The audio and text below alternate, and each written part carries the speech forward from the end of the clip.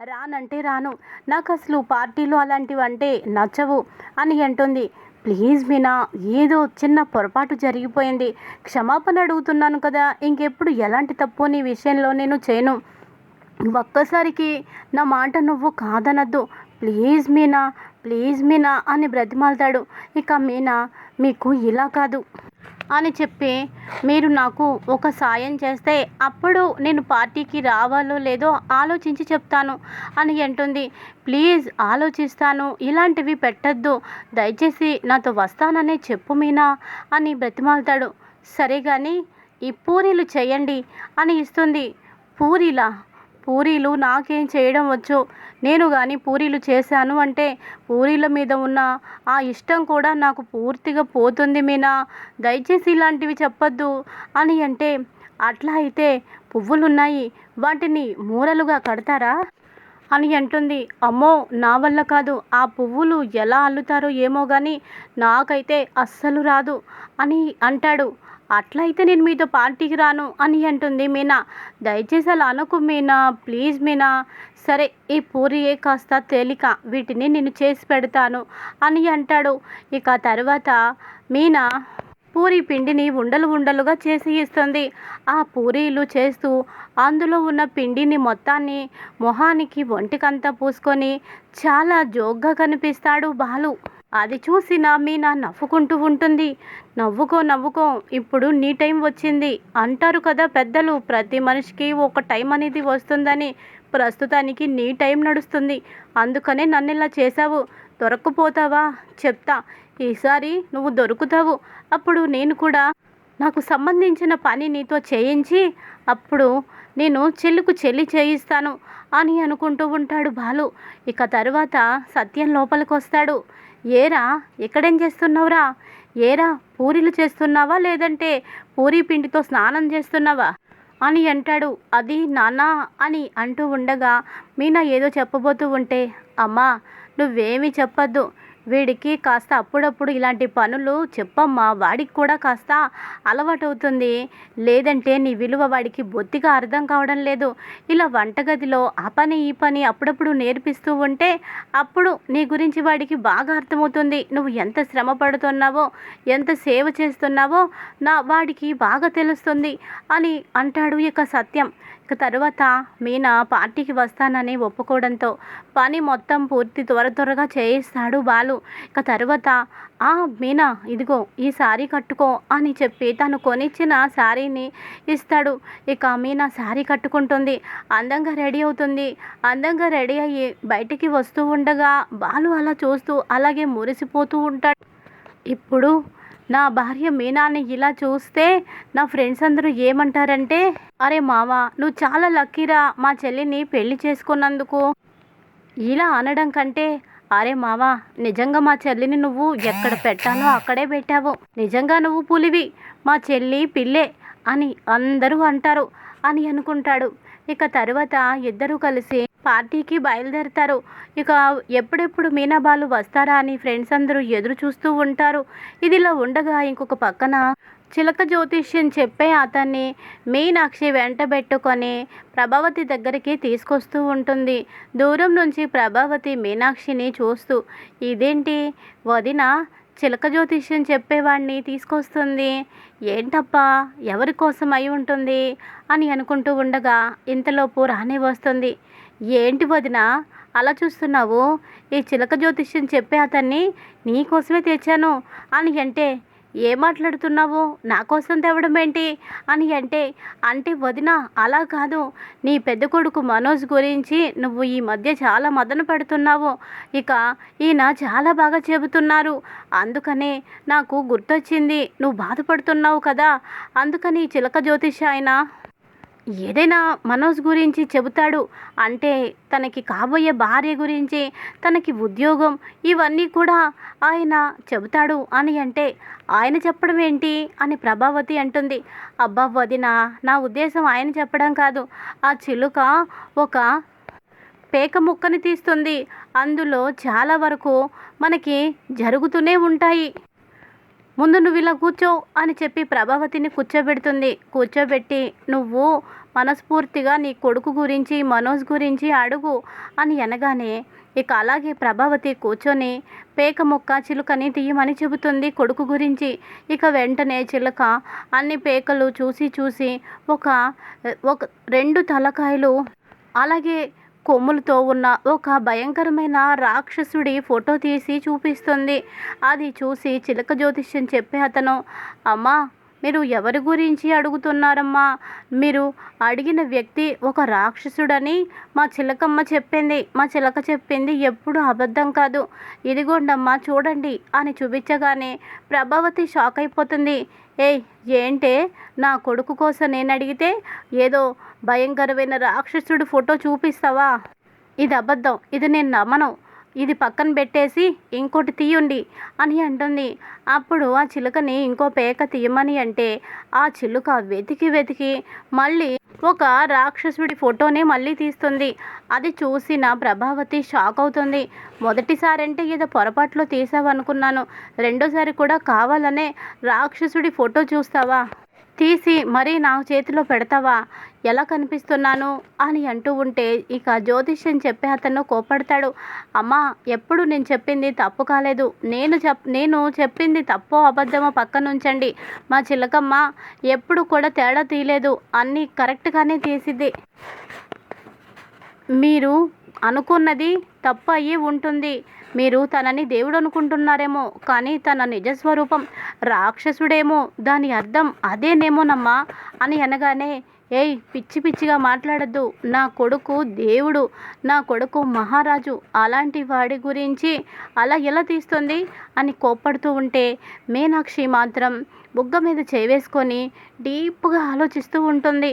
వదిన వదిన అని ప్రభావతి పిలిచిన ఓ 5 నిమిషాల వరకు ఈ లోకంలోకి రాదు. చాలాసేపటి తర్వాత ఈ లోకంలోకి వస్తుంది. ఏంటి వదిన, నువ్వే దేని గురించి అంత దీర్ఘంగా ఆలోచిస్తున్నావు అని ప్రభావతి అనడంతో, వదిన నాకు తెలియక అడుగుతాను, నువ్వు మనోజ్ మంచివాడు అనుకొని నువ్వు తన లైఫ్ కోసం జాతకం చెప్పమన్నావు, కానీ చిలకమ్మ ఏంటి 2 సార్లు కూడా ఒక భయంకరమైన రాక్షసుడి ఫోటో తీసింది. దీన్ని బట్టి నాకెందుకో బాగా ఆలోచన వస్తుంది అని అంటుంది.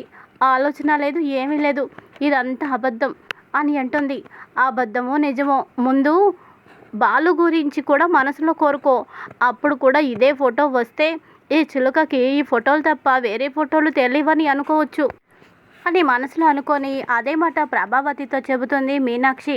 సరే ఇప్పుడు చెప్తాను, అప్పుడు వీడి సంగతి తేలుస్తాను అని అనుకొని చిలకమ్మని మరో పేక తీయమంటుంది. కానీ ఈసారి చిలకమ్మ రాముడు ఫోటో తీసి ఇస్తుంది.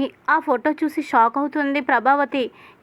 ఏంటిది, నా పెద్ద కొడుకుకు తీయాల్సిన ఫోటో నా చిన్న కొడుకుకి తీసి ఇద్దరివి మార్చి మార్చి నాకు ఇస్తున్నావు అని అంటే ఇక ఇలా అంటాడు అతను, అమ్మా మీరు పొరపాటు పడుతున్నారు, మీరు అనుకుంటున్నది మీరు చూస్తున్నది నిజం కాదు, కానీ మా చిలుకమ్మ తీసిందే కరెక్టు. ఎవరైతే మీరు మంచివాడు అనుకుంటున్నారో వాడు రాక్షసుడు, అలాగే రాక్షసుడు అని మీరు అనుకుంటున్నారో అతనే దేవుడు. రాముడు అంటే మామూలు విషయం కాదు, పితృవాక్య పరిపాలకుడు. కన్న తల్లి వెళ్ళిపోమందని అడవులకు కూడా వెళ్ళిపోయాడు. ఒకటే భార్య, అసలు రాముడు కంటే గొప్పవాడే లేడు, అంత గొప్పవాడై ఉంటాడమ్మా నువ్వు కోరుకున్న వ్యక్తి అని అనగానే, నీ మొహమేం కాదు, ఎక్కడి నుంచి వెళ్ళకపోతే అసలు ఊరుకోను అని చెప్పి అంటుంది. మీనాక్షి అతనికి డబ్బులు ఇచ్చి బయటికి పంపించేస్తుంది. ఇక్కడ ఇలా ఉండగా మరొక పక్కన పార్టీలో బాలు మీనా రాగానే ఫ్రెండ్స్ అందరూ కూడా చాలా సంతోషంతో వాళ్ళకి వెల్కమ్ చెబుతారు. తర్వాత ఫ్రెండ్స్ అందరికీ మైక్లో ఇలా చెబుతారు, బాలు చాలా మంచివాడు, మనలో ఎవరికి ఏ సమస్య వచ్చినా కూడా ఆ సమస్య తనది అనుకొని అందరికీ సాయం చేస్తాడు. హెల్పింగ్ నేచర్ వాడికి చాలా ఎక్కువ. అలాంటి వాడికి మంచి భార్య వస్తుందని మనం అందరం అన్నాము, అది నిజమే. అమ్మ చెల్లమ్మ నువ్వు చాలా అదృష్టవంతురాలివి. ఒరే బాలు, నువ్వు మహా అదృష్టవంతుడివి. ఎందుకంటే మా చెల్లెమ్మను చూస్తే సాక్షాత్తు దేవతనే చూసినట్టు ఉంది.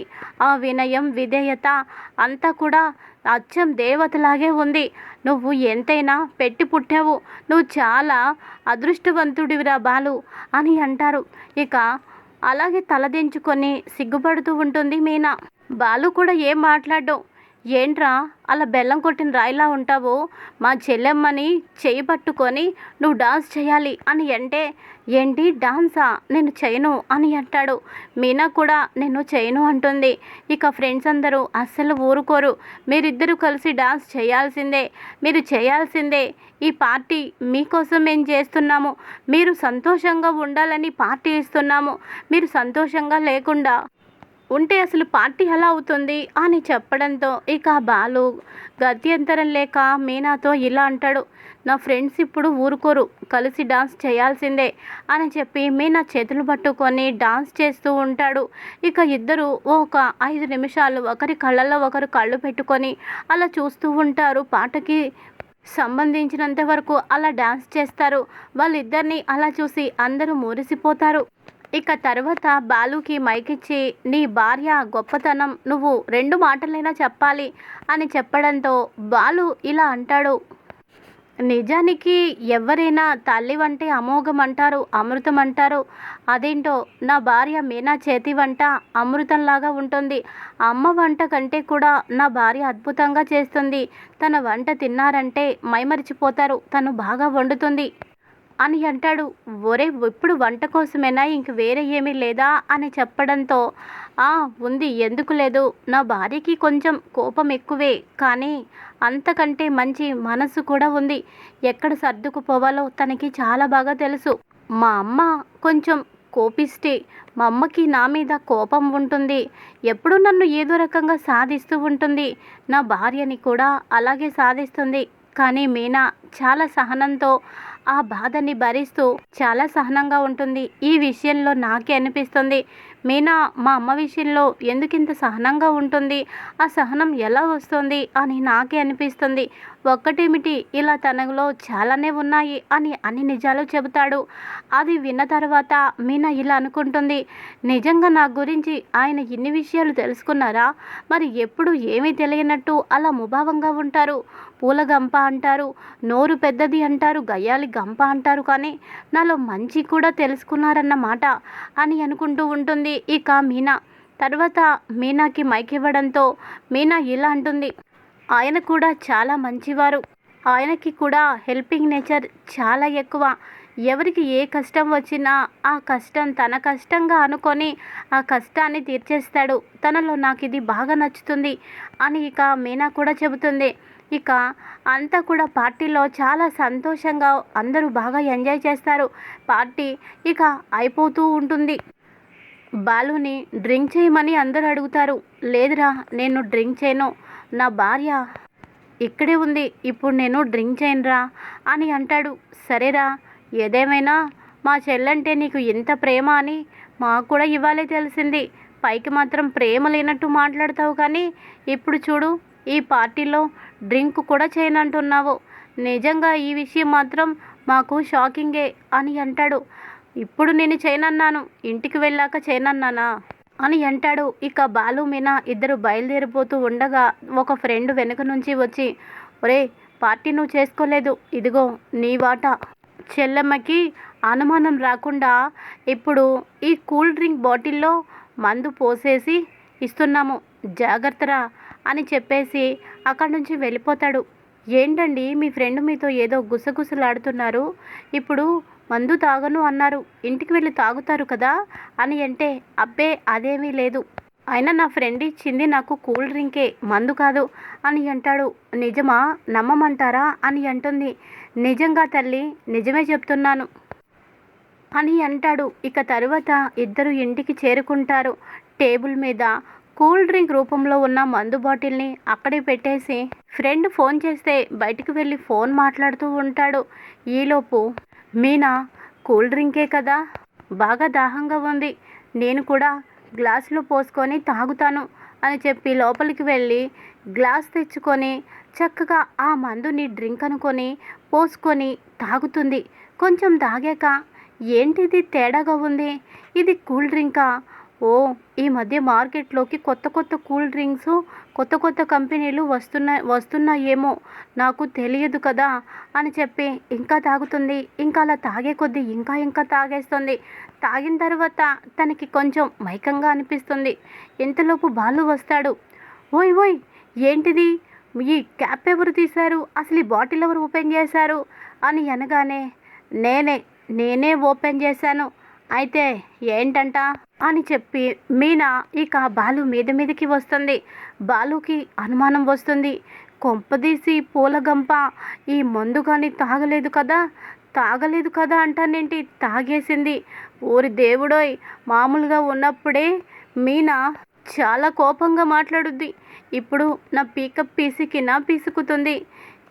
డ్రింక్ అని చెప్పి మందు బాటిల్ తెచ్చుకుంటారా, నన్నెందుకు ఇంత మాయ చేస్తారు, అందరి దగ్గర శ్రీరామచంద్రుడిలాగా మందు జోలికి వెళ్ళనట్టు నటించి ఇక్కడ ఇలాంటివి చేస్తారా అని ఇప్పుడు నన్నేం చేస్తుందో ఏమో అని అనుకుంటూ ఉండగా మీనా మాత్రం అలా కాకుండా బాలు మీద ప్రేమని చూపిస్తూ, మీరంటే నాకు చాలా ఇష్టం అండి, కానీ మీరే అసలు నన్ను ప్రేమించట్లేదు, నా వైపు చూడడం లేదు, మీరంటే ఇష్టం ఉండబట్టే కదా రోజు పూరీలు చేస్తున్నాను, అది మీకు అర్థం కాదు అని ప్రేమగా మాట్లాడడంతో బాలు షాక్ అవుతాడు.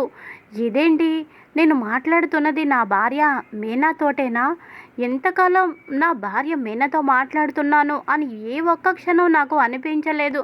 తను మాట్లాడేటప్పుడల్లా ఒక కంచు, ఓ పూల గంప అని రకరకాలుగా బిరుదులు అలా పేర్లు పెట్టి పిలిచేవాడిని, కానీ ఇప్పుడు తను ఇంత స్వీట్గా మాట్లాడుతుంటే నాకు మనసుకి ఎందుకో హాయిగా అనిపిస్తుంది, చాలా సంతోషంగా ఉంటుంది, తనలో చెప్తూ ఉంటే నాకు చాలా హాయిగా ఉంది, అసలు ఈ మందు కూడా తాగబుద్ధి కావడం లేదు, తన మాటల మాయలో పడిపోవాలనిపిస్తుంది అని అనుకుంటూ ఇక దగ్గరికి వచ్చి కూర్చొని ఇంకా చెప్పు అని అంటాడు. ఇంకా చెప్పడం ఏంటి, ఈ మందు మీరు కూడా తాగండి, కాదు ఈ కూల్ డ్రింకు చాలా బాగుంది, మీరు కూడా తాగండి అని చెప్పి బాలుకి పట్టిస్తుంది.